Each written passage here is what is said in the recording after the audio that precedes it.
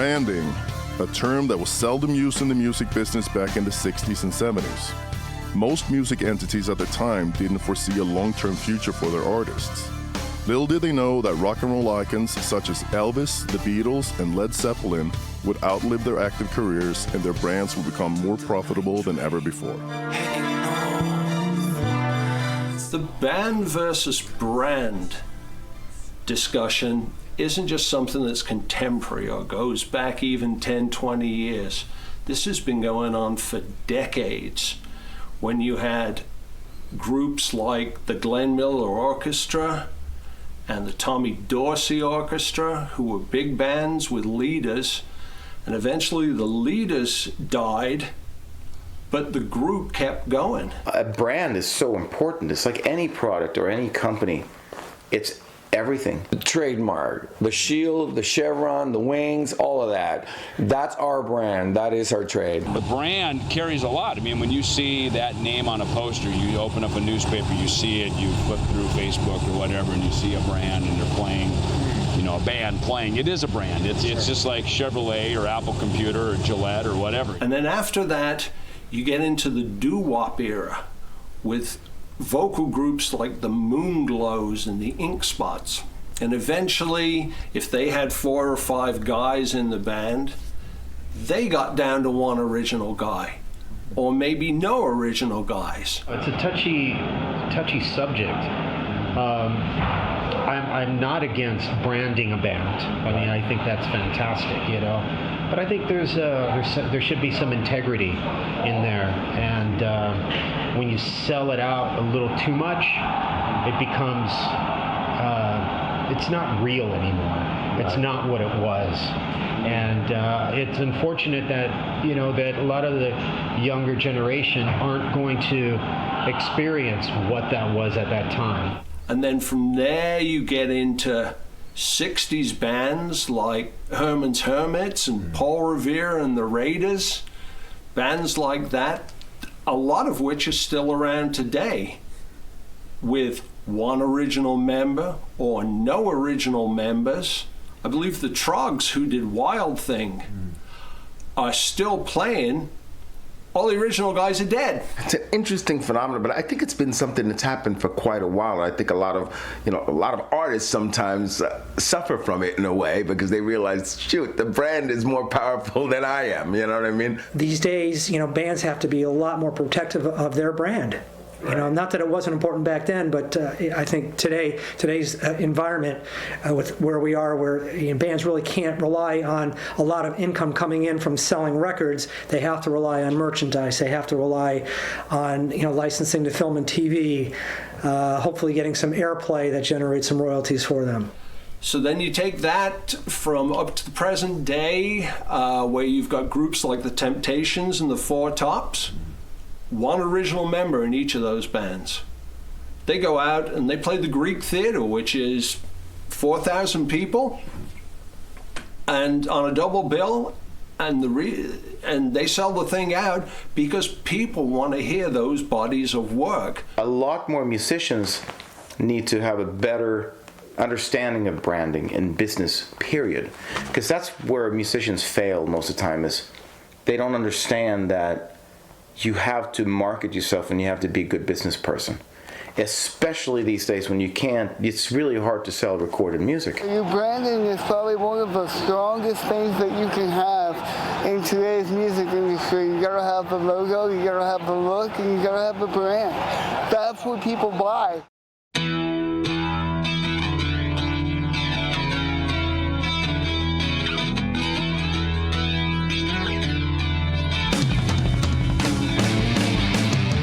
Internet and online digital streaming, merchandising has become a necessary means of artist branding.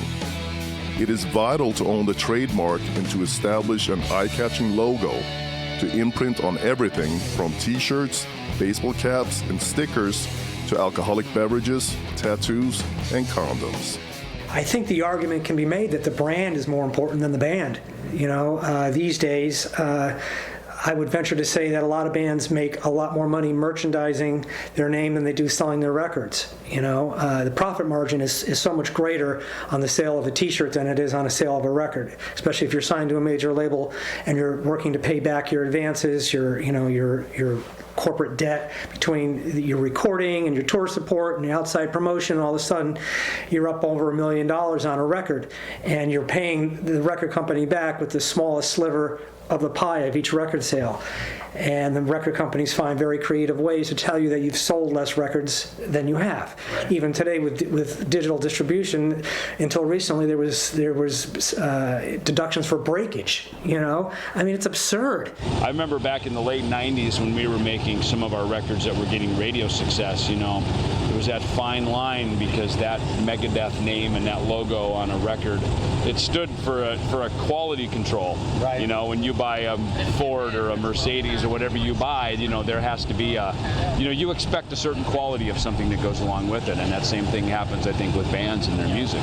The litmus test of it all is, where are these bands in their career and their earning power? And most of them are not making new recordings that fans really react to or care about. They need to be on the road selling merchandise. Look at the VIP packages now in many of these tours. That's a big money maker for a lot of acts. They can go out and get 300 people to pay $125 to meet the band and get a photo taken. That goes a long way for a lot of these acts to pick up the extra money. It's the branding thing, isn't it? It's why it sort of has an importance that you don't realise when you're just playing in a band. It never occurred to me to trademark the name of the band, but Dave trademarked it because he wanted to bootleg all the T-shirts and all the artwork that Barney Bubbles had done, which Dave doesn't have the right to do that, but he sold the rights to some other T-shirt manufacturing company or something like that, and gets all the money for it. You going to mug me? I'm not going to mug you.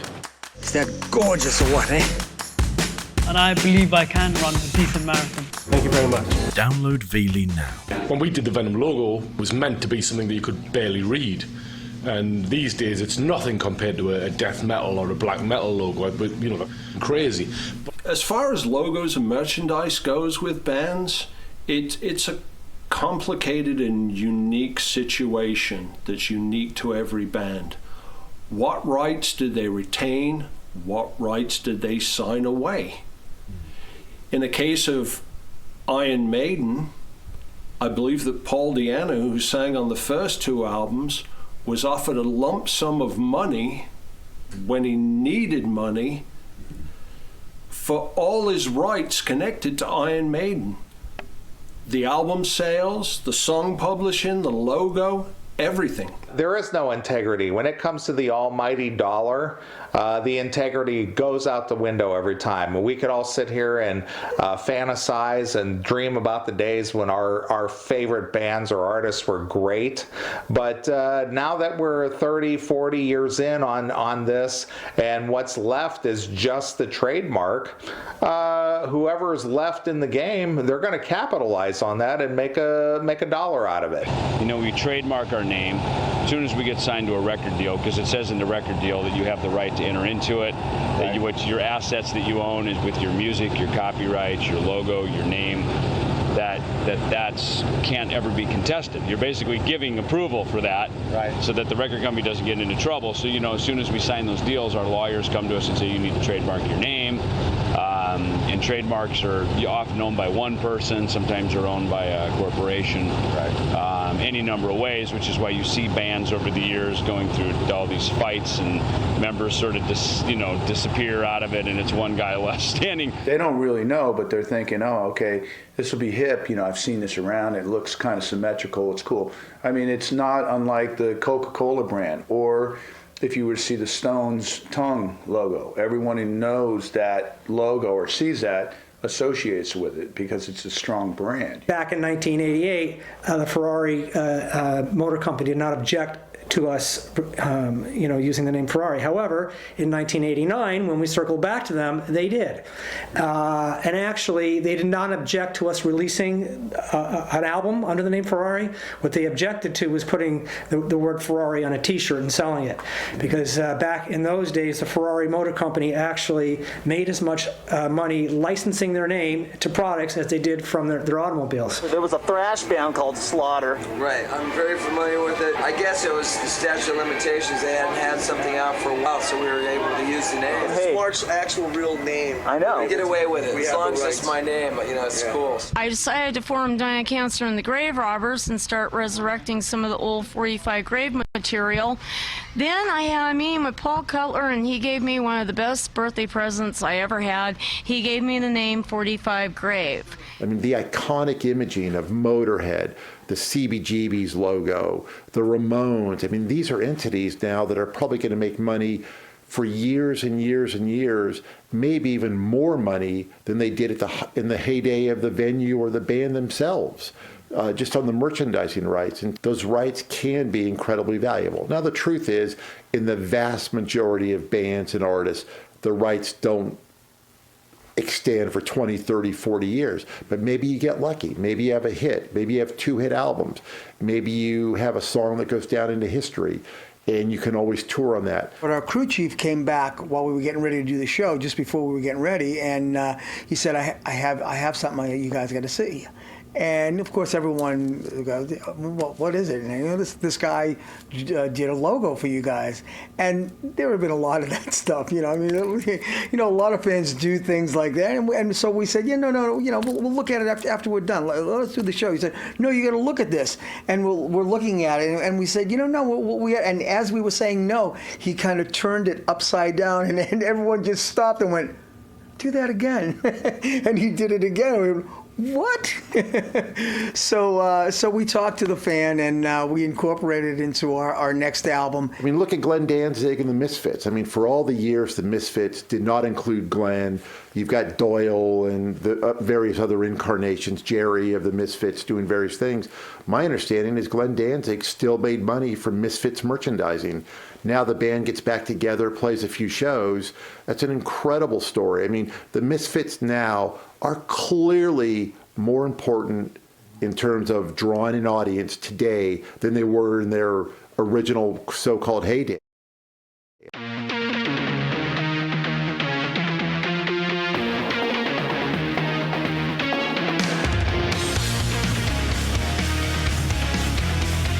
Longevity is the key to success for any business, and the music industry is no exception. Owning the rights to a brand and keeping the name current is essential for any musician to attain a long-lasting career. Ultimately, the thing that all these bands have the benefit of is the passage of time. They go from washed-up has-beens to living legends. Bands are brands, and I mean, as a fan of the music, you just, I guess, ultimately want to hear that song played. But man, it's so much better when you see the original guys playing it. Now, of course, as we know, we all get older, and goals and life changes for everybody, and sometimes maybe it's better not to see a gaunt image of the guy you used to, be on your poster wall down there playing the songs anymore. Maybe it's better to replace them. Aging sucks. I mean, getting old sucks. And anything that'll transport us back into time to enjoy that time in our life where we were kind of carefree and that those things were important to us, you're going to go, yeah, I'd like to relive that experience just one more time. There was a great adage, when you're young, play with old guys. When you're old, play with young guys. And, the young guys, a lot of them will work for a lot cheaper than some of the older guys will. Can they perform like they used to? This is another issue. When you hit late 60s, early 70s, is your body capable of doing what it is? Is Steve Perry capable of singing Journey like he used to? And that's what people want. Yeah. David Coverdale has a hard time from the fans and the press alike. But at the end of the day, David's got the hits. Sure.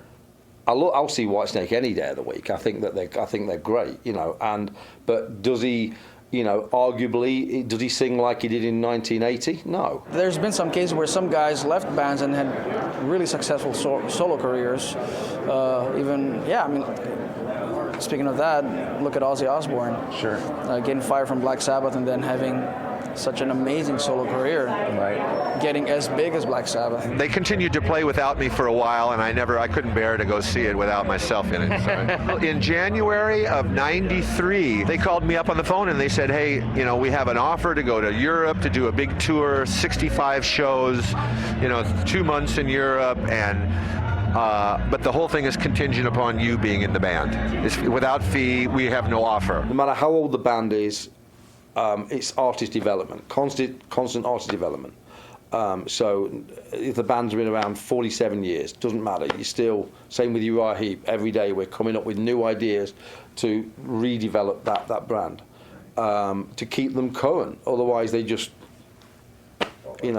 fall by the wayside. But it's also maybe one of the exceptions to the rule, because a lot of guys that have went on to do solo careers, they were never as successful as their bands. Well, I wouldn't have imagined it. I never thought I was ever going to be successful. When I was playing in Hawkwind, I thought, wow, it's great playing in a band. I never thought, oh, we'll have a #1 record, and we'll have, all this success, all this longevity, and all these legal disputes. No. I didn't know Phil. I saw him, but I saw him live. But I don't ever profess to know the man. But from what I've been told from people that knew him, I think Phil would have been happy that Scott is continuing the legacy that he's been doing with the Thin Lizzy and keeping it on a high. So I think that's really very important when it comes to branding.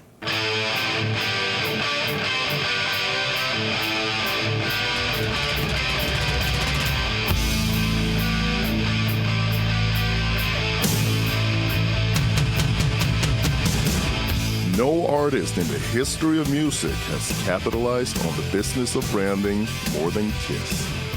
In terms of contemporary bands that have made themselves into a brand, I guess Kiss probably is at the top of the heap. When you consider all the different licensed products that are involved with. I read somewhere it was several thousand. Throughout their history, they have several thousand things that they lent their name to. Kiss are the masters of of this and of understanding that. You know what I mean? You'll see solo records go left and right. You'll see that happen. They'll try this. They'll try that. But in the end of the day, Kiss is an entity, and that whole corporate, that thing they have going, that the imagery, everything that goes with that brand, and I think they're one of the best at really keeping it so tight and so defined, and so you take off the makeup and went a little left, and we still sold records, but it was already like the fans are like, you guys are messing with our stuff here. Before they took the makeup off, you didn't know what Kiss looked like without the makeup. It was this mystery. But they came back in '96, put the makeup back on after, 13 years of being naked. Kiss is probably one of the few who stands in sort of a league of their own just because of the makeup, and they've already started that transition of, hey, it doesn't have to be these four guys. It's about the faces and the makeup and the costumes, and they've been successful with it to some degree. The remaining members of the band, they want to continue to exploit the name, then it's up to them. But my personal opinion, I wouldn't buy, a new Kiss record with members that aren't Gene Simmons, Paul Stanley, Ace Frehley, and Peter Criss. It's just doesn't work like that, at least for me. I love the the integrity of the band and the respect of the band and the band's name. That I prefer over just exploiting, the brand or the product. A lot of people are still complaining about Ace Frehley not being in the band. I mean, there you go, and it's been a while. You know what I mean? Doesn't stop everything they're doing now. They'll complain, right, but they'll still go to the shows. That's the funny thing about the Kiss entity. Everybody will complain, everybody will bitch, but it doesn't matter. They'll still go, and it's like, I'm going anyways. But I don't know if it would have the same impact. But you know what? I think if it gets to the point where there's nothing else, and that's where it's got to go, people are probably going to say, it's either that or no Kiss. Right. So it's like, and we love our Kiss.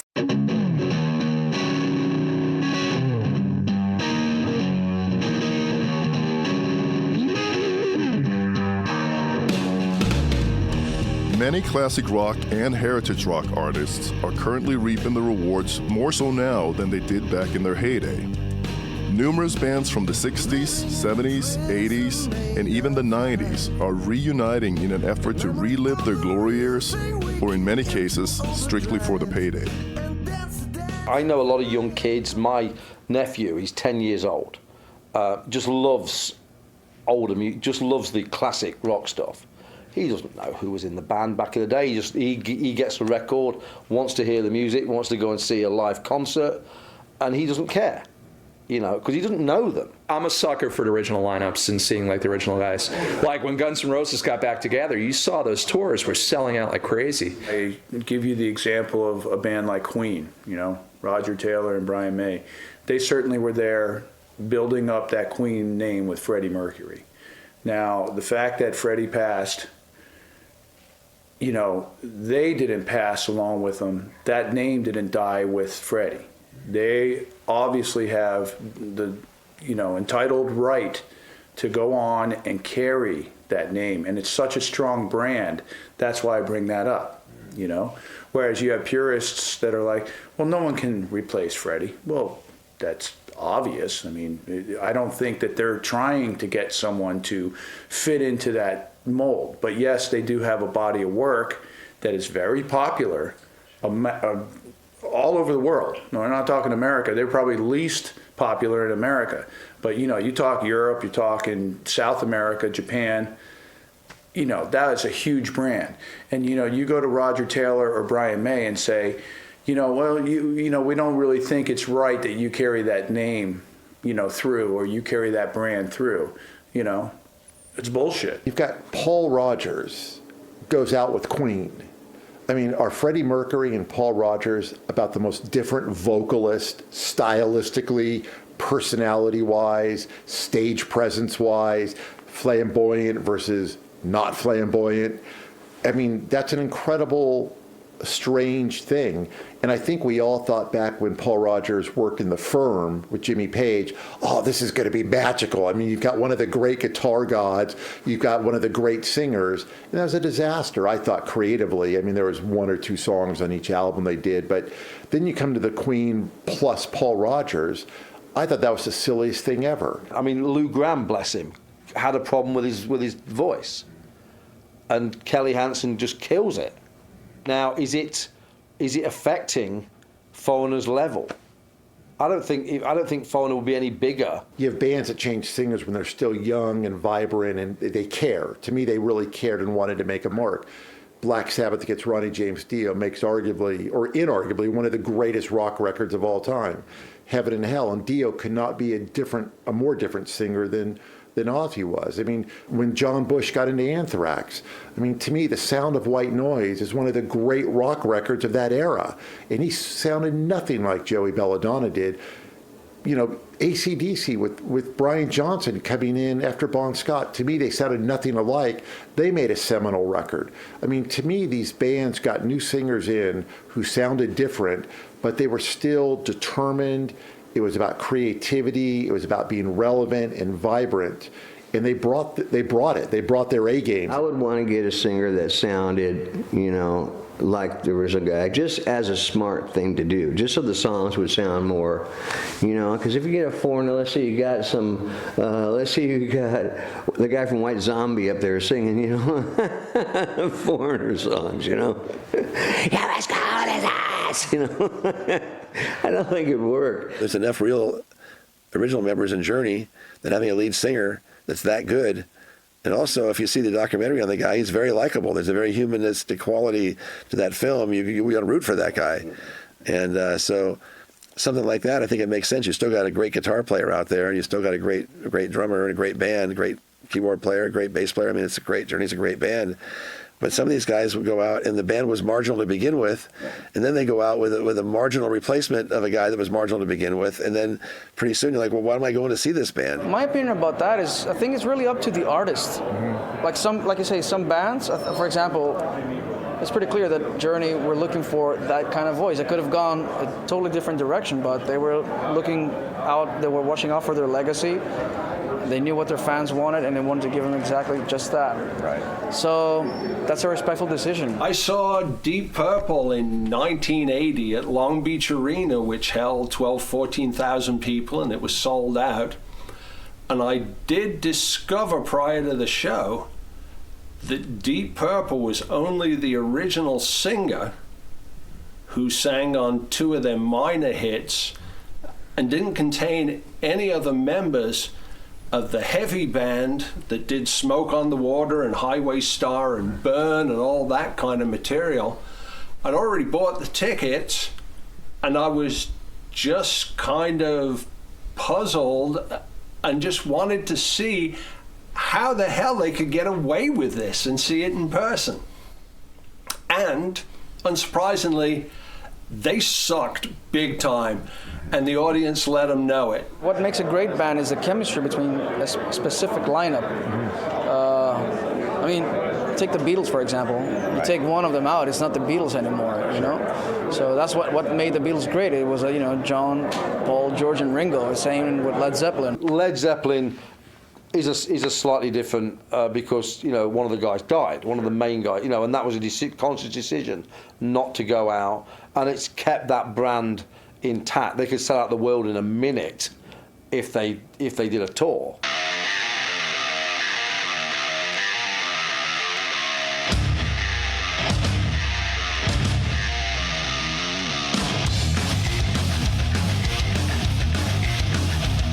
Some claim that originality and creativity has become a thing of the past. Rather than developing and producing original material, newer artists are realizing that they can be successful forming or joining a tribute band. We're musical theater. That's how I look at it. It's like we're portraying a character. So when I go out and do the Foreigner stuff, or when I'm singing with Rock Fantasy or whatever, and I'm portraying Lou Gramm, I'm really trying to be that person. I'm trying to sound like him, look like him, move like him, the whole thing. Because what we want to do is, like you said, Foreigner now is basically a tribute band. A lot of these bands now, you can't see the original lineup for whatever reason. Either the guys aren't doing it anymore, or like you said, there's 2 factions. So what we try to do is take the band at their pinnacle and do what they did then. When Sammy Hagar got into Van Halen, I still will tell you, I think 5150 is one of the great Van Halen albums. Now I think a lot of these bands, they want the close your eyes test. If you close your eyes and you listen, does the new singer sound like the old singer does? With the band period, what I ran into was the whole thing that we're treated as a tribute band. And when you have 3 guys that have been was in Dio's band for almost 30 years, to me it's not a tribute band. But if people think it's a tribute band, you get treated as that, and then you're screwed. A cover band can go out and they play, and they can maybe put in their own take on the song or whatever. But a tribute band is a little more. I don't want to use the word confined, but it is. It's confined musically because you are playing exactly what they wrote, and that's what the people want to see. I went to see Fleetwood Mac back in the 70s. And I knew the lineup was always fluctuating, but it always had Mick Fleetwood and John McVie in it. And I showed up to see them, and these 5 guys come on stage, and it was the ultimate case of, who are these people? This isn't Fleetwood Mac. This is 5 guys, and they came on, and they were basically a Fleetwood Mac cover band. But the manager of Fleetwood Mac had managed to con Mick Fleetwood and John McVie into signing documents that said he had the right to the Fleetwood Mac name. I mean, look at Richie Faulkner. To me, Judas Priest drafted in a guy that from a distance looks like K.K. Downing. And I think Richie's great. I think he's brought a lot of energy to the band. I think his songwriting on the last record was really top flight. I think it's a really credible record. But to me, they did that. He wears the sunglasses. He plays the flying V. If I'm 50 rows back, I think it's KK Downing on stage. And sometimes there's very little difference between a tribute band and the real thing. A lot of it just comes down to legalities. It's the songs. And if you can reproduce the music in a fashion that brings those people back to where they were when they, either, were in high school or college or whenever they heard that song for the first time or their first concert, and you can give them the memory to that experience, I think that's what people want to have and why they enjoy tribute bands. I was talking with Carmine Appice about, he was trying to put together this thing where all the guys in Rod Stewart's band, from different versions of it, were going out and doing some dates. And he said it was so crazy. He said some of the tribute Rod Stewart bands were making more money than the original guys. I mean, it's such a weird thing going on out there that you have to kind of it falls into so many different categories. And the other thing too is there's the tribute bands seems to be making more money than a lot of the newer bands that are trying to do things. And the good thing about being in a tribute band, you don't have to worry about writing the next record.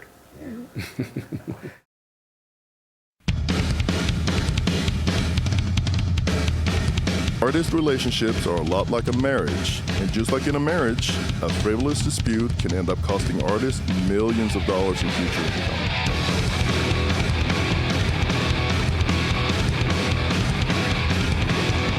I would love to live in a world where the members of my band sign an oath of loyalty and we're together forever and it's the right members and everybody fits in. But reality gets in the way. We did this thing called the Hawkestra in London at the Brixton Academy, which was supposed to feature everybody that had played in the band. Well, Dave omitted to invite a few people that he didn't particularly like, which is, it's bullshit, really.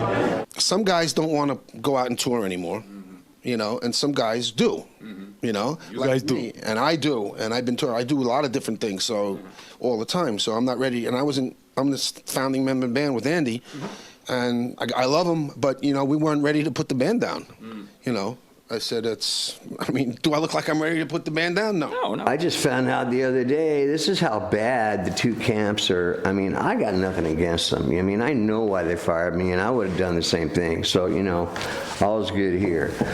But I found out the Best Of album went gold like a year ago in December, and nobody ever told me. I never even got one.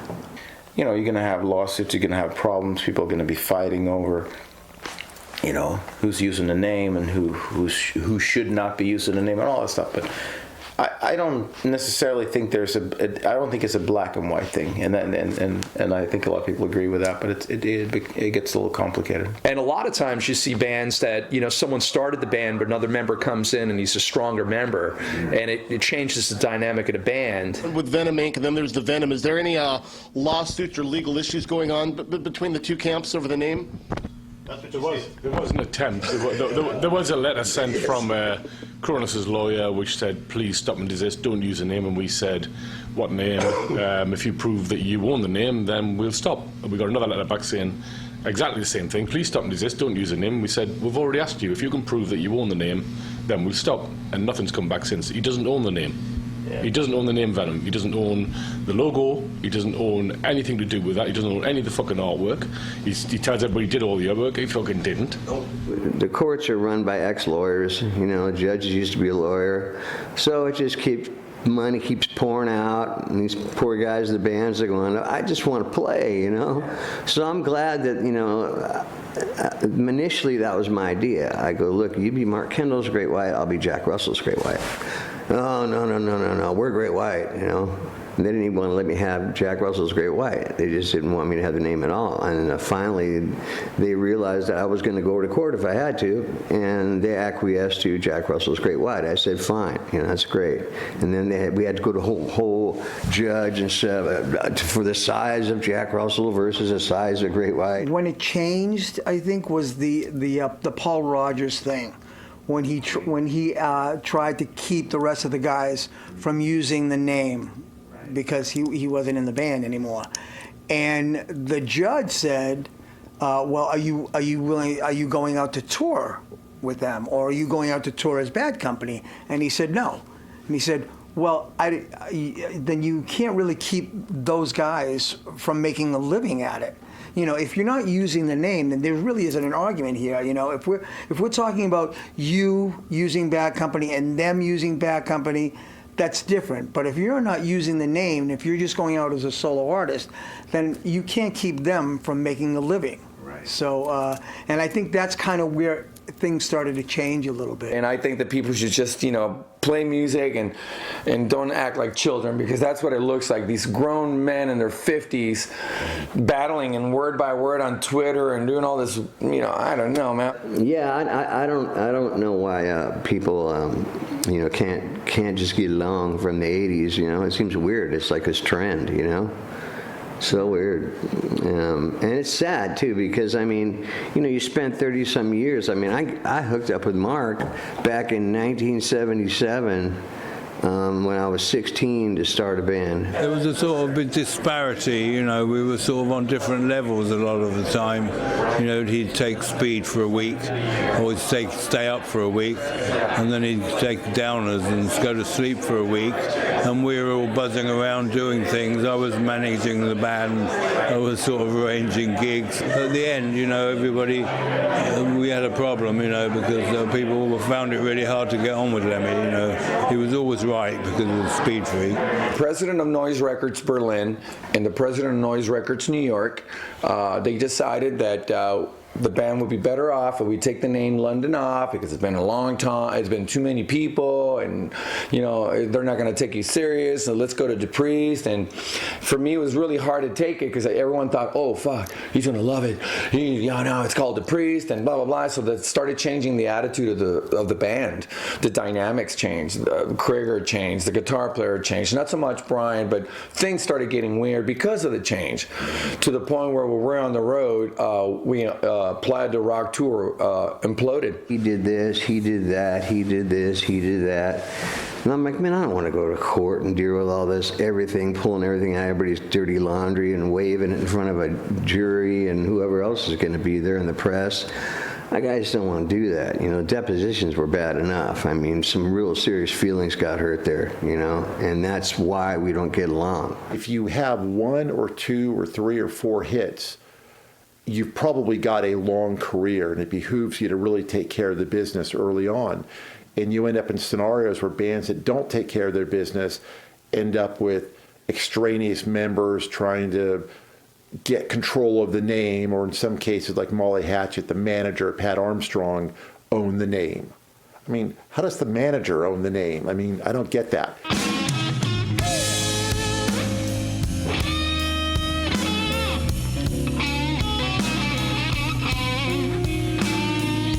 Media coverage and strong imagery has always been a crucial asset in the entertainment business, especially since most pop artists are here today and gone tomorrow. In the 70s, we had the rise of music publications. In the 80s and 90s, we experienced the dominance of MTV. And today, the media is run by YouTube, social media, and TMZ. The only way that the fans of heavy metal or music back in that time period, the only way that they had to know about anything that's going on within a band is through a publication. You know, be it Circus or Metal Hammer or any one of the most popular magazine outlets at the time. That's the only outlet that they had for that particular genre. Now we got the internet. Everything is cheapened. Anything goes. As far as publicity and marketing for different acts, I can't tell you how important it is. If you have name recognition, you have something that people know, how far that goes. The thought process for us was to do something a little bit different, but in the same genre. We went with White because it just happened to separate us from everyone. You take a band like Foreigner, who, you know, they had Lou Gramm. as the lead vocalist. But Foreigner was a faceless band for a good part of that time. They came in the 70s prior to MTV. Of course, they had a few MTV videos, but they had already established themselves before the video age. So people only recognize Foreigner for their sound, not for their faces. So Foreigner is one of those rare bands that can get away with replacing almost all, well, actually all the original members, and Mick Jones touring with the band only periodically, but still sell out a very large venue because people recognize Foreigner for their songs and their sound, not so much their faces. The reason the 80s bands can't get away with that is because MTV put a face to the sound, and so people recognize the faces and the sound. Look at sequels in Hollywood.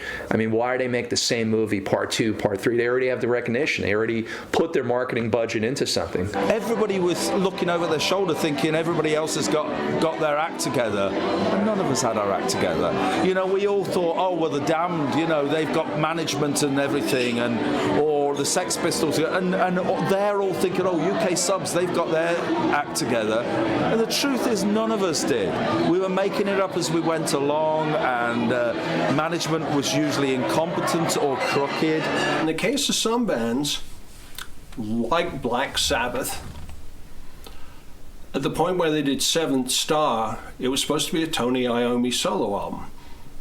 And the record label, I would say, persuaded, because I'm sure there was probably a lot of pressure on Tony Iommi to release that album as Black Sabbath rather than Tony Iommi, because the record label knows, and so does Tony and so does the management, that an album and a concert that's billed as Black Sabbath is going to sell exponentially better. He used to tell me, you know, I could take any 4 monkeys, put anybody that could kind of sing in front of here, and I could sell out gigs. I could make money off this band. I go, what? You're telling me you could make money, you could call it Great White without me singing? He goes, yep. I'm like, you're out of your mind, man. And when all this happened, I realized, I'm going, wow, man, they could actually do it. You know, you see so many bands doing it with one guy, a drummer or something, and you're going like, how do you do that? You know, it's the brand. People say, you know, they don't know. Most people don't get on the websites and search out to see who's in the band. I got people still coming up to me going, yeah, I went to see you the other night, man, and you weren't there. There was some other little guy singing. You know what I mean? And I go, yeah, that's been 5 years now. He goes, really? Well, I haven't seen you guys in a while. I go, clearly. Along with touring and merchandising, publishing is perhaps the most important aspect of the music business. Owning the publishing rights to music that is continuously aired on radio and television, featured in movies, or that has been sampled by newer artists is a key component for any songwriter's financial security. I originally was licensing music that I had written or co-written with friends, but then I started getting requests for other types of music that I didn't write. Like I did not write country, I did not write Latin, I did not write rap, you know. But very quickly I found guys that could write that material, and so that was the genesis of MasterSource, which I developed over the course of 15 years, and in 2007 I sold it to Universal, and I continued to run that division for them for 5 years after that.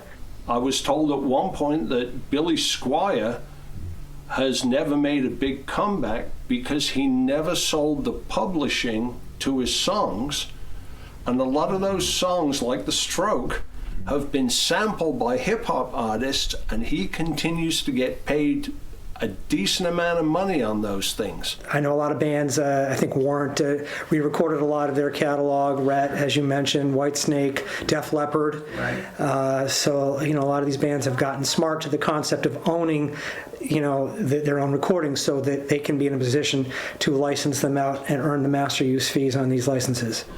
And if his songs, like The Stroke, are used in films or on soundtracks or TV shows, he continues to get paid. He never sold this, whereas some artists figured that their time was over and that nobody was going to be interested in anymore in what they had done in any way, shape, or form, took a lump sum payout, probably spent it within the first year, and now they are screwed.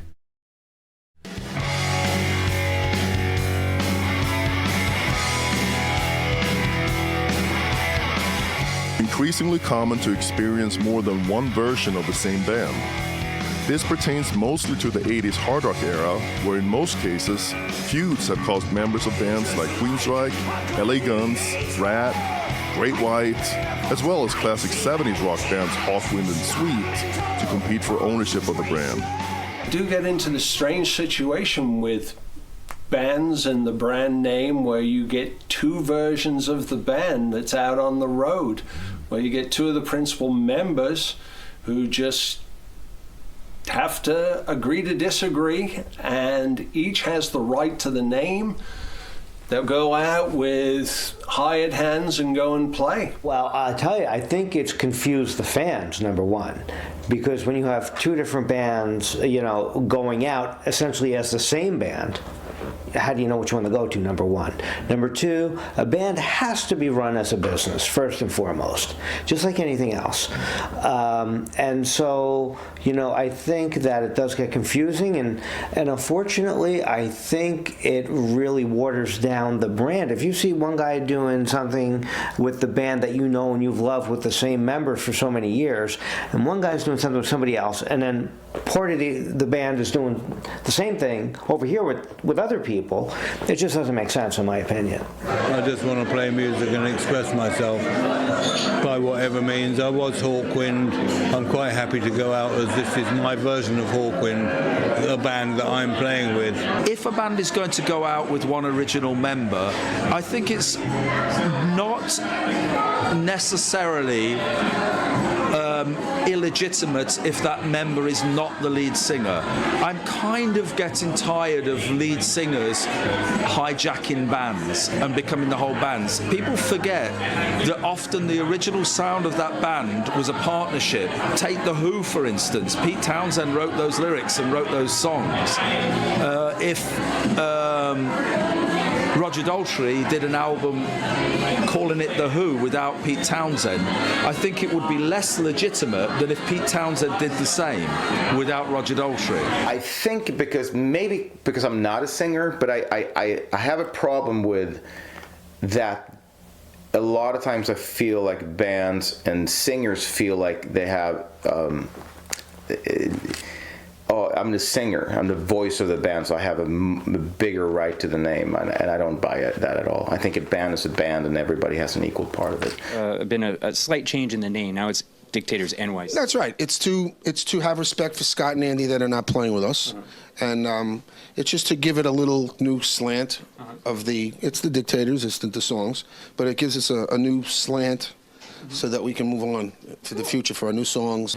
People say about, the only Venom is Kronos, Mantis, and Abaddon, and, although that we agree with that lineup could never exist, and that lineup is not as heavy as this lineup. Yeah, we couldn't get along. I was kind of in the middle trying to keep things right from one side. Jeff was in the middle trying to keep things right from another side. And at the end of the day, it was basically just too much. If you see us and you see them, it's two different experiences, and I'm not one of those people that gets upset when somebody goes, yeah, man, I saw you were the band last week, and we're here to see you guys. I support both bands. I'm like, that's great. Of course, we do Heddersleben, which is Nick's backing band. So we have what I consider to be a legitimate ensemble on our own. We add Nik to it, and it becomes Nik Turner's Hawkwind. That's a branding thing. That's for the lawyers and the labels to argue over. I don't concern myself too much with that. At the end of the day, I'll say this. You got two guys working together out of the band here. Yeah. I've worked with another guy who's been in the band. He's worked with some of the other guys that have been in the band, and you've got one guy in another band at the moment. Yeah. Enough said. I always tell bands or artists it's the music business, and you need to take care of your business. And I know it's not sexy. I know it's not rock and roll to be concerned with name and likeness and imaging rights issues, etc. But one of the things when you see some of these bands have multiple versions out of the band, they probably didn't properly take care of their business.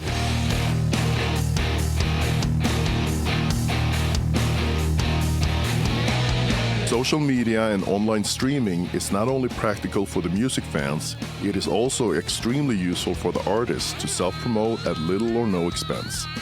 Many claim that technology has gone too far and that free downloads and streaming of music is to blame for the financial downfall of the music industry. Still, music and software companies are scrambling to capitalize on the next wave of technology. The kids these days are just finding their music, different ways, and in my opinion, a lot of the music is kind of disposable. The artists, they're here today, they're gone later today.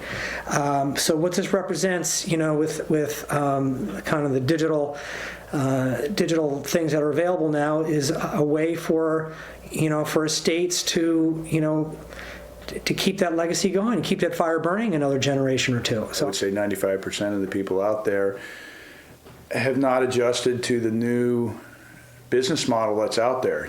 Talking social media, you're talking no MTV, you're talking, no MySpace. I mean, these are all things that came and went in a short period of time. The new Star Wars film came out, and you have Carrie Fisher and Peter Cushing.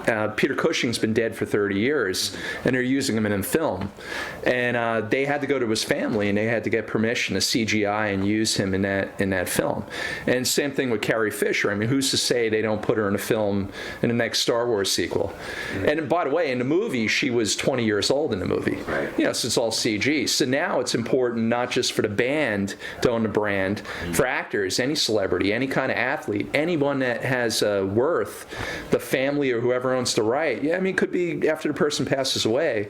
It's important for the brand to live on because it's worth value. People said, oh, thank goodness for the internet, man. Now the playing field's leveled, man. Those labels, blah, blah, blah. But it's a label like Metal Blade, that if you bought a record on Metal Blade, you pretty much know that it was going to kick some ass in that genre because Brian Slagle, agreed to put it on his label. If you bought a Guitar Hero on a Shrapnel album, you pretty much know the guy could play guitar because I said, I want to sign this guy, and I wouldn't have done that if it wasn't that way. Obviously, are a lot of powerful tools available to bands these days, where literally somebody in their living room can gain a worldwide following and have literally the eyes and the ears of millions of people without leaving their living room. I think that's an amazing tool. Technology doesn't wait for anybody at all. In your lifetime, you see the advent of, say, the 8-track tape, Betamax, compact disc. You're now on to digital downloads, which in terms of bandwidth and the way music is created is one of the worst mediums that are out there. Yet you have huge conglomerate companies, Apple, if you will. They need to have that file so small to make it able to fit on their, phone space-wise, that they're going to shear the bandwidth off the top and off the bottom. So here you have all this technology, as I said before, that doesn't wait for anyone. That's some of the best it's ever been, yet you're still giving the public a piece of, art that is squashed to accommodate the general masses. When you do away with the labels, you do away with a lot of the quality control. And it's not so wonderful when you only have a limited time to look on the internet to try and find the new band, to go onto one of these sites and says, oh, it sounds like this, and you listen to it, it doesn't at all, and then you're out of time. There's too many bands. Some of them are legitimate, some of them get together within a few months and making their first record without doing a period of preparation and a journeyman apprenticeship on the road, learning what works and learning from the feedback of the audience what works. That's how I grew up in the early 70s. That's bands would get together and edit themselves. There's no self-editing out there anymore. Everything you write is gold, or so you think, and it really isn't. And it just serves to flood the market with bands that really shouldn't be making records. Not only that, the recording technology has also enabled that as well. So anybody can make a record in their bedroom. Whether I like that or not, the advent of the internet, took the legs out of a lot of industries. you know, because it just brought it right to you 24/7. I mean, everything in life now is on demand, instant gratification.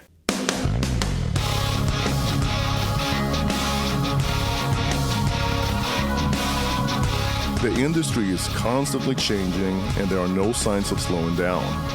In fact, innovative technology and musical trends are progressing faster than ever before, which is why having control over your brand is critical in order to protect a valuable commodity for the future. The 70s was a little bit much more of a, you know, you put the band together, you grow up together, and and you're very tight, and you wouldn't think if someone leaves or maybe the band would break up, but you know, it was a very tight thing. The idea of making a record was so far removed from us that we didn't even consider it. But when punk came along, all of these little indie labels, and then it was a reality. So we signed to a little indie label and we made a 7-inch, and then we got signed to RCA Worldwide and subsequently had a top 10 album and lots of top 20 singles and albums. And it was a gateway to a bigger world for us. In the early 90s, when the grunge movement came into vogue, it was very apparent to me that guys like me who were, you know, really from the commercial hard rock era, born and bred, dyed in the wool, it was going to be really tough for me to try to get another record deal in that environment. Back when I started, you know, late 70s and stuff like that, you had a manager, you had an agent, you had a merchandise person, you know, you had a whole team behind you, you know, promoting it. Now it's all inclusive into one, wrapped up into one entity. Somebody said recently, we don't really have rock stars anymore. In a way, that's kind of almost true. We don't really have the kind of thing that we had back in the day. The pop world, I guess that's pop stars, but it's not the same with these bands. There's not really guys that have that kind of bigger than life, you know, persona. I guess because of the saturation with video, there's so much imagery and stuff. By that time, I'd already been through Keel and my second band, Cold Sweat, which started out being called Ferrari. And I just didn't know if I had it in me to try to be that salmon swimming upstream, you know, against the torrent of the musical river that was changing. And around the same period of time, I started getting some demos of mine used in small TV shows, small movies that friends of mine were working on. And that was my little aha moment. Especially now, I think that's one of the reasons why bands are not having the importance that they had back then. Because back then, the Zeppelins, the Kiss, all these bands, they were a brand. People, the fans got involved and became a part of this army. They followed that brand and everything that had to do, like Coke Incorporation or anything else, you know, and that was the whole thing. Now it's like you don't know you hear a song, you'll see somebody listen to a song, she says, oh, I'm listening to a song, who is it? Oh, I don't know, I think, oh yeah, that's who it is. It's like the song is becoming more important somehow and it's losing, but at the same time, the brands that are out now don't have the power that they had, which is why I think all those old brands right now are becoming actually more powerful now than they were even with the younger kids. Bands put out albums not to make money and sell records now. There's no record sales. It's about getting the press interest to be able to tour off the back of it. You use it as a media outlet. Who really knows what the career arc of a band is going to be, or an artist's career arc is going to look like? I mean, there are so many bands that I'm sure even among themselves, I mean, I remember talking one time to somebody deeply involved in the Led Zeppelin camp, and I said, why do those guys behave so crazily on the road, or all these incredibly nefarious or infamous stories you hear about bad behavior? And he said to me, because they all thought it was going to end in a year or two, and they were all going to go back to being masons or construction guys or whatever, and they wanted to have a bunch of stories to brag to their friends about. And, you know, that makes complete sense based on nobody knows what's going to happen. A lot of artists now these days feel that indie labels are even a better place for them to be over than a major label. The terms are a lot better. They can, you know, almost custom make their own record contract with an indie label. You know, maybe hire the label just for this, just for that. You know, not take a lot of money up front. Start making royalties a lot quicker. So to make money as an original artist and to make a living at it is even more difficult now than I think it has ever been. And so if you are a musician that has, you know, skills and you want to live indoors, you know, you find ways to make that happen. It all comes down with musicians, you know, learning about the business side and the legal side of the industry. It's so important. It's so crucial, especially nowadays, you know, when you have so many different forms of content online and all the media, and all of those things play a crucial role in keeping a brand together, intact, and successful.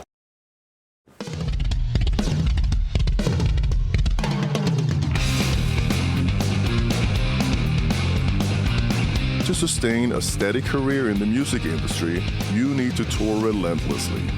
Today, it's harder than ever for artists to book profitable tours, leading to more package tours and select weekend stints at rock festivals, fairs, casinos, and the occasional cruise ships. It's not overplaying the market, it's keeping it special, keeping the name alive. You know, you get people that don't like it, well then don't come to the shows. Simple as that. You end up in these scenarios where for somebody like Blackmore, to get a bunch of young kids, you know, they're going to be able to brag, ooh, I played with Richie Blackmore. And they'll do whatever he says. They'll jump through every hoop. They'll accept terrible accommodations on the road. They'll accept a low per diem. If you have a large demographic and you're you know, friendly in that manner, you can play a lot of different places. And again, there's a much better payday than trying to, you know, sell 100 tickets to the whiskey on a, you know, Thursday night at 11 o'clock or something. They did not want to pull Lynyrd Skynyrd off the road, because if there was Lynyrd Skynyrd, any version, any members on the road playing those classic songs, then people would hear that, either go and buy the albums or download the songs, and that the estates of any members, whether it's Lynyrd Skynyrd or Jefferson Starship, they're going to get royalties off the merchandise. So it's in the ex-members' interests or their estates to keep a version of the band on the road, because it generates money for the original members and or their estates. The kosher ticketing firms are now having their own secondary ticketing sites, where a tour is sold out within an hour, but you can get 80% of the tickets for that tour for sale 3 times the price on a secondary ticketing site. That's not sold out. We just did every gig we could get, you know. We just played everywhere, played free concerts, played benefits, played in prison a couple of times. Just doing anything we could get, and making ourselves generally available and supportive of different causes. With Angel, if we decided to put that together, I'm sure, with a new album, I'm sure if we did some dates that everyone would want to hear us do the old stuff as opposed to the new stuff. Where I remember when I first started going to see concerts, you would go to see, you know, them play the newest album. You know, when I went to see Zeppelin, I always wanted to go hear them play the newest album. I didn't want to hear the first album. I already heard that, you know. But nowadays, it's not like that. So, yeah, it's very difficult to figure it out. But, you know, it is a whole different animal. You've got corporate buyers. For a lot of these acts, the bread and butter has become playing the corporate show. The money's incredible. They have 1,000 salespeople in a drunken frenzy in a room, and here comes, you know, this band who sounds just like all the hits they remember from the 80s or 90s or what have you, and everybody has a great time. No matter how rich you are, if you're buying U2 tickets and it's costing you $1,000 for two tickets, you've got no money for the rest of that month that you're spending on entertainment to go and see your B, C, and D level acts. So that's why packaging those B, C, and D level acts is very important, and having the name is all important, especially when it comes to when you're an older act. If you're a classic rock act, same with Bobby did with Rat. You know, the casinos, all they want is that name on the marquee.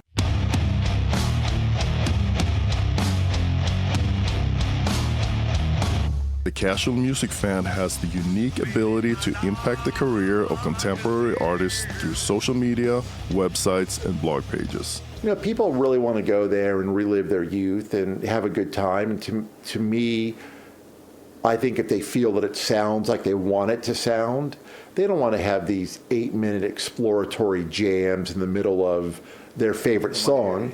They want to hear the hits the way they know the hits. I think it's hard on a lot of bands because, you know, you get these fans, especially on social media, that come in and they start, you know, oh, it's, you know, no Phil, no Lizzy. We've had it with Thin Lizzy a lot. And, you know, and why isn't Brian Robertson in the band? Why isn't Snowy White in the band? Why isn't, you know, I feel like going, you know, why aren't you with your first wife? Yeah. Well, because I hated her. Yeah, but she was a lot hotter than your current wife. Yeah. You know, so can you please get with your first wife? Because that's what I want. Right. You know, no, of course, you know, things happen. Well, as far as the fans, I think the fans want to hear the songs. If you can present the songs in a good way and you can perform them well, I think you're serving the fans well, because the fans want to hear that. And fans don't necessarily, even if they know, they want to be entertained. I think at some point you have to realize you have what you have, and if it's no longer viable, and I guess really that can be an argument, what is viable, right? But here's the thing, and this relates back to the Hall of Heavy Metal History, it's what the true hardcore, diehard fans really want. And that's where it affects the brand. It's interesting how that works. People, it seems like the fans gravitate to this brand, and somehow that brand means something to them and becomes really, really important. And it's almost like they rebel when you take that and try to dilute it in some kind of a way.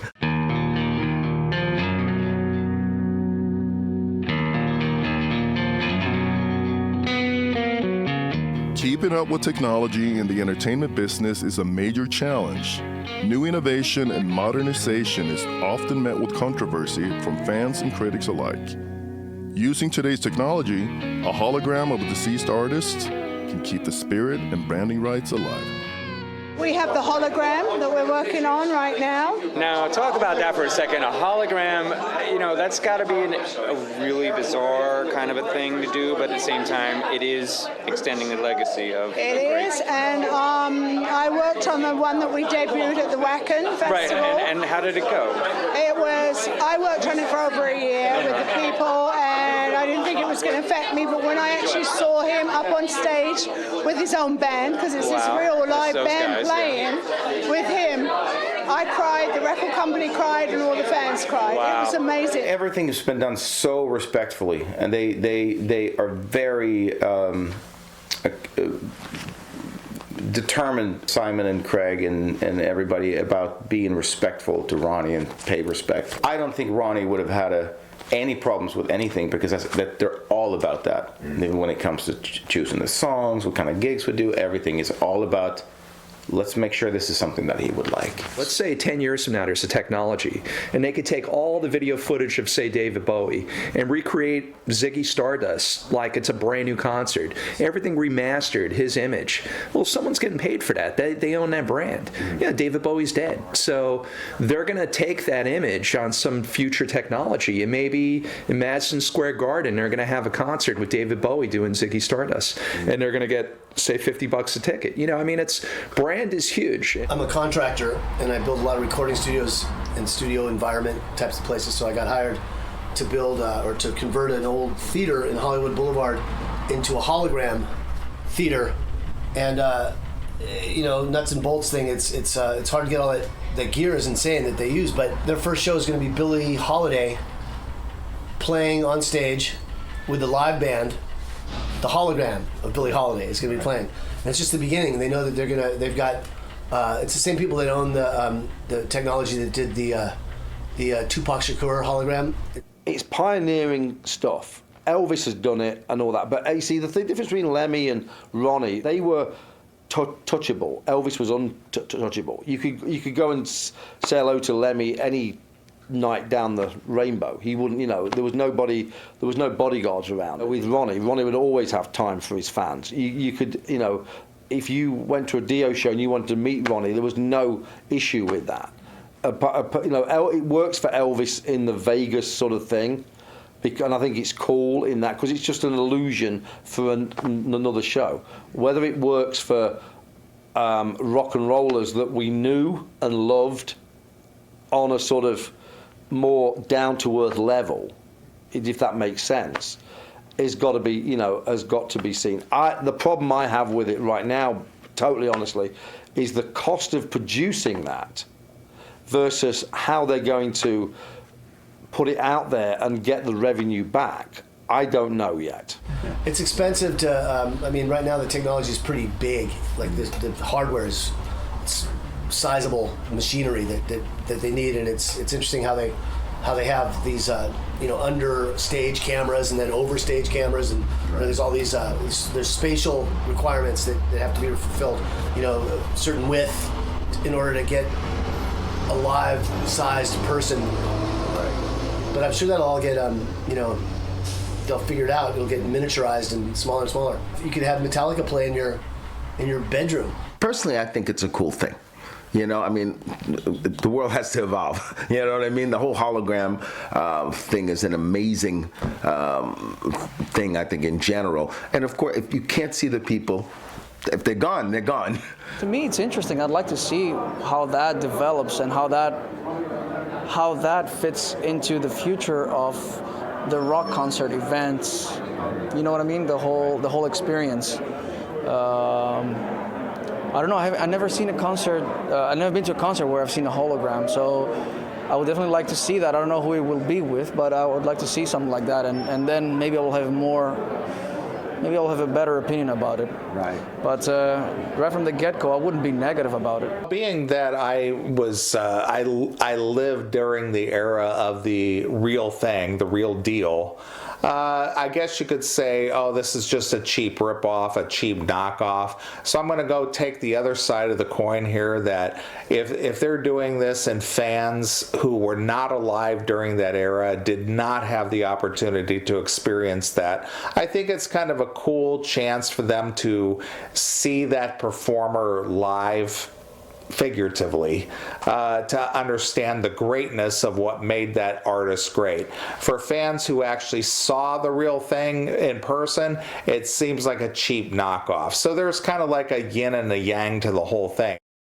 People that didn't really know the original performer, or who were even old enough in that day and age, could benefit from that. I, as a backing member of any band, or I've played with some high-profile folks that, to me it would be just plain strange to be backing up this hologram that's projected up there. It's like, well, at least there wouldn't be any canceled shows. They'll show up on time.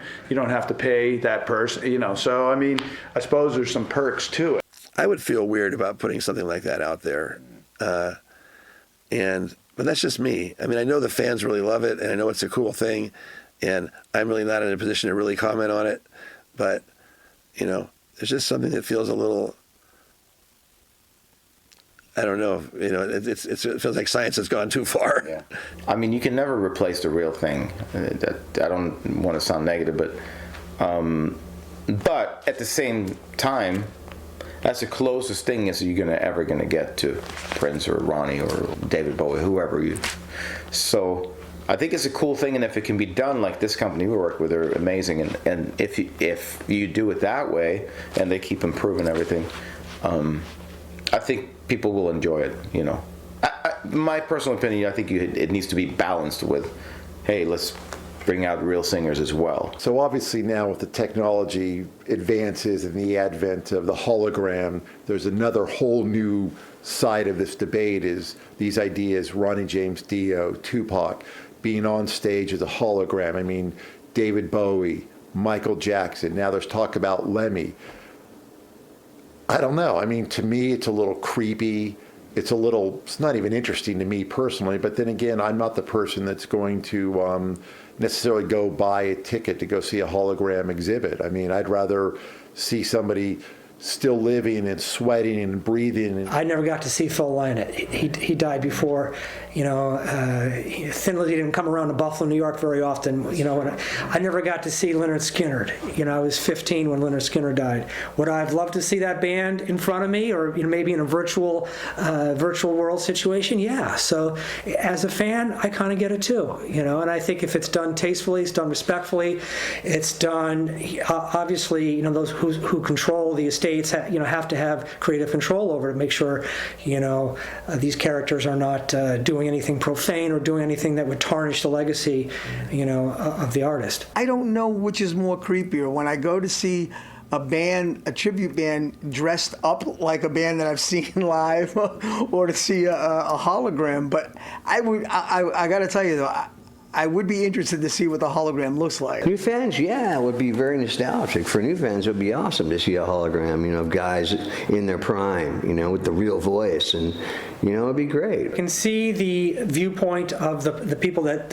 own the IP, the intellectual property. If you're a deal, if you're a steward of the Bowie, trust, that this represents an opportunity for you to keep milking the cow, I guess. Maybe that's too harsh of a term, but it's an opportunity for you to continue the legacy onto another generation, perhaps, because as we know now, record sales in general are decreasing. So how are you going to reach a new generation of fans? If that's the only option, it's great, and I think that they're doing really interesting things with this hologram thing, and I'm actually excited to go see some of it. Because you're right, it gets a chance to bring back all those great experiences and things that people, wouldn't see. Who knows what the future holds? Perhaps a day will come when brands will completely take over the bands and human interaction will be superseded by artificial intelligence. Classic rock radio is as strong now as it ever was. And when these, what a legacy to pass down to your kids. If you own the trademark of a name and have the songs, and I think it's going to be like Gene Simmons has talked about it many times, franchising Kiss out. I think Ricky Medlock did it with Blackfoot, I believe, when he got some younger guys to play the music. I didn't see it, I don't know what it was like, but at the end of the day, you get these huge names, and whoever owns that branding could go on for years. The brand is definitely Brandon Mendenhall, and our job is really to help that brand grow. It's his dream, and we're there to support it and bring it up as much as we can. At the same time, we're here living our dream, helping him live his. Now we're at a place where if the five of us don't do it together, it's probably not going to happen. So I think it's got to be something that the five of us sit down, talk about, and try and work it out logistically, because everyone has different lives and everything now, and everyone's doing different things. So if everyone can make time to do it, we might do it. If not, then we're happy with where we're at with it. Get an agreement together so you know what happens when somebody leaves or quits, somebody gets fired. God forbid somebody in the band dies. Now you're in business with that person's estate or their spouse or whatever. I mean, does a band really want to be in business with the wife of one of their former members? Probably not. The two things that count in the music industry: being totally original or being better than everybody else. And it's hard to be better than everybody else because there's a lot of talent out there. So be different. Bring it. I'll rest when I'm dead, with no knowledge that I was ever alive, and I'm going to make the most of this. I'm going to do it till I die, and that's just the way it is. Hopefully I die on stage.